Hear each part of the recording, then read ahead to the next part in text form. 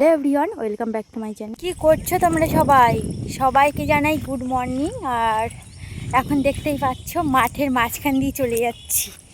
কোথায় বলো তো? বাজারে। আজকের বাজারে যাচ্ছি। আর আজকে বুধবার, আজকে সকাল থেকে তোমাদের সাথে ব্লগ শেয়ার করছি। এখন বাজে 8:40, ঠিক আছে। মাঠে কিন্তু প্রচণ্ড হাওয়া হচ্ছে। আর আজকের তো সকাল থেকে অনেকটা বৃষ্টিও হয়ে গেল, তো এখন বন্ধ আছে।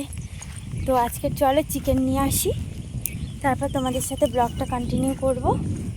তোমরা অবশ্যই ভিডিওটা দেখতে থাকো।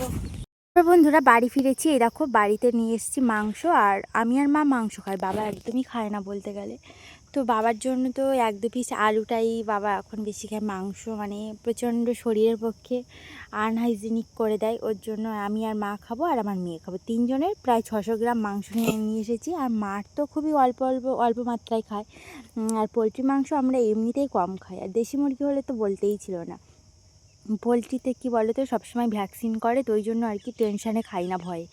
তো এখানে এখন চিংড়ি মাছ নিয়ে নিচ্ছি। আর কাকু প্রতিদিন বাজারে চিংড়ি মাছ বিক্রি করে, কিন্তু আজকের থেকে চিংড়ি মাছ বিক্রি বন্ধ। কারণ আজকের একটু আগেই অ্যানাউন্স করে দিয়ে গেছে সকালে পুলিশ স্টেশন থেকে যে কোনো রকম নদীতে যাওয়া হবে না, কারণ খুব বেশি মাত্রায় ঘূর্ণিঝড় আসতে চলেছে সুন্দরবনের উপর থেকে। ওর জন্য সব জায়গায় এখন কোলাহলের মতন অবস্থা, কোলাহল হয়ে যাচ্ছে। সবাই টেনশানেও রয়েছে যে কেমন ঝড় হবে, কার কেমন ক্ষতি হবে। এই অবস্থায় মাও দেখি অনেকগুলো মাছ ধরেছে। কারণ ঝড় বৃষ্টিতে তো খাওয়া দাওয়াটা তো ঠিকঠাক রাখতে হবে, না হলে না খাওয়া দাওয়া করলে কী হবে। কতদিন যে ঝড় বৃষ্টি হবে তার কোনো ঠিক নেই। ওই জন্য মা দেখো এখানে জাপানি পুঁটি ধরেছে একটা, আর অনেক কটা মৌটি মাছ রয়েছে, ঠিক আছে। আর একটা পোনা মাছও রয়েছে। সব মাছগুলোর কিন্তু পেটে ডিম, দেখতে পাচ্ছ তো, পেটটা পুরো তলতলেই রয়েছে। আর অনেকগুলো মৌটি মাছ। আর এই ধারের চুবড়িতে রয়েছে অনেক চিংড়ি মাছ। মাছটা কিন্তু এখনও হাঁপি টানছে, বেঁচেও রয়েছে চিংড়িতে, যে কেনা চিংড়িগুলো। তো চলো এখন মাছগুলো মা কেটে নেবে, আমি ততক্ষণে কলে যাব জল নিয়ে আসতে। কারণ আমাদের রাস্তাটা তো কত সুন্দর ঢালাই রাস্তা, কাদা। ওই জন্য আর কি তাড়াতাড়ি করেই আমাদের বাড়ির থেকে প্রায় 5 মিনিট দূর থেকেই ঢালাই রাস্তা, কিন্তু 5 মিনিট প্রচণ্ড কাদা। ওই জন্য আর কি প্রচণ্ড মেঘ হয়েছে। আমরা এখন সবাই মিলে যাচ্ছি কলে। তো স্নানটাও এখনও করেছি, কিন্তু স্নান না করে গেলে কি হয়, এই 12:30টার সময় এখন যাচ্ছি কলে। কিন্তু মেঘটাও রয়েছে কিছু কিছু দূরে নদীর দিকে, ঘন ঘটা মেঘ, তোমরা হয়তো দেখেওছো। আর জল নিয়ে আসবো, জল নিয়ে এসেও কিন্তু ওদের বাড়িতে থাকবো এখন বেশ কিছুক্ষণ। কারণ আমি এখন হাতে করব একটা ডিজাইন। তো ডিজাইনটা কিসের সেটা তোমরা ভিডিওটা পুরোটা দেখলেই বুঝতে পারবে।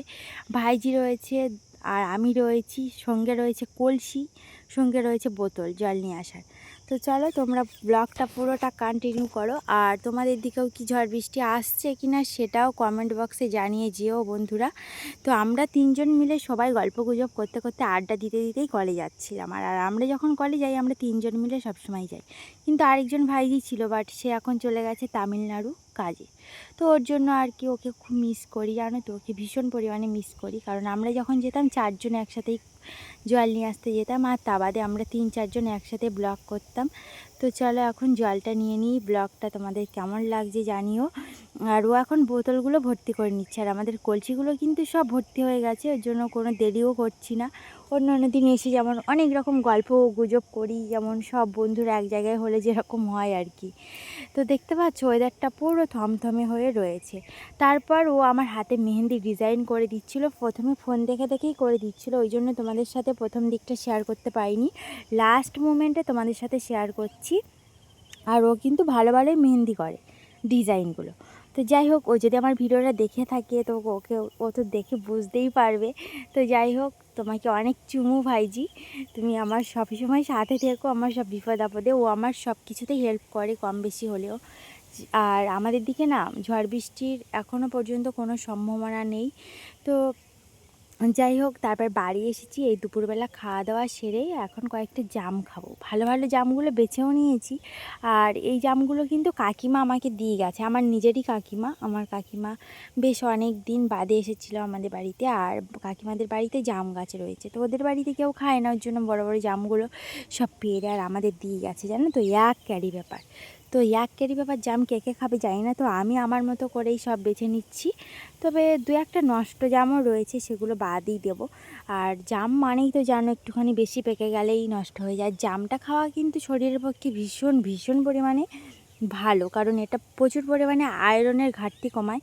আর আমি তো জাম প্রচুর খাই, এতে হালকা করে লবণ দিয়ে দেবো। এগুলো মিষ্টি জাম কিন্তু তবুও লবণ দিতে হয় একটু, জাম যতই মিষ্টি হোক না কেন একটু হালকা কষা থাকবেই। তো ওই অবস্থায় আমি আর আমার মেয়ে বাইরে চেয়ারটা নিয়ে এসে আর এখন খাওয়া দাওয়া শুরু করে দিয়েছি। তো চলো এখন আমরা একটু টেস্ট করি কেমন লাগছে জানিও। তো মেঘলাও হয়েছে, জানি না খুব তাড়াতাড়ি হয়তো বৃষ্টিও আসবে। তবে আমার ব্লগটা এখানেই শেষ করে দেব। তো তোমাদের কেমন লাগছে অবশ্যই জানিয়ে দিও। আর ও দেখো প্রথমেই খাওয়া দাওয়া শুরু করে দিয়েছে।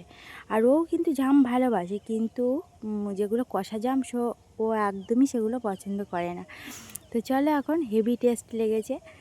তো খাওয়া দাওয়া সারার পর কিছুক্ষণ পর শুয়েছিলাম, হঠাৎ মাত্র দেখি উঠে প্রচুর পরিমাণে বৃষ্টি হচ্ছে। বৃষ্টি আর একদম ভালোই লাগে না। কিন্তু বৃষ্টির সময় একটা গান আছে না, যে রিমঝিম ধারাতে গানটা আমার এত সুন্দর লাগে, তো তোমাদের কি বলবো। আর এই বৃষ্টির সময় কিন্তু আমি এই সব গানগুলো বেশি বেশি শুনি। তারপর আরেকটা গান রয়েছে এই বৃষ্টি মরশুমের গানগুলো ভালোবাসো অবশ্যই জানিও। তারপর আরেকটা গান রয়েছে যে টিপ টিপ বর্ষা পানে, এইসব গানগুলো আমার বৃষ্টির সময় শুনতে ভীষণ ভালো লাগে। আর বৃষ্টির সময় কেমন জানি না কেন এত সব কিছু থাকার পরেও মনটা যেন ভীষণ খারাপ হয়ে যায়। তো এখন বাজে বিকেল 5:30। এখন ওয়েদারটা পুরোটাই এখন সীমিত রয়েছে, এখনও পর্যন্ত শক্তি ঝড়ের কোনো খবর নেই। কিন্তু আমি নিউজে বারবারই দেখছি যে সুন্দরবনে বারবার নাকি শক্তিঝড় হানা করার চেষ্টা করছে এই 2-3 দিনের মধ্যে।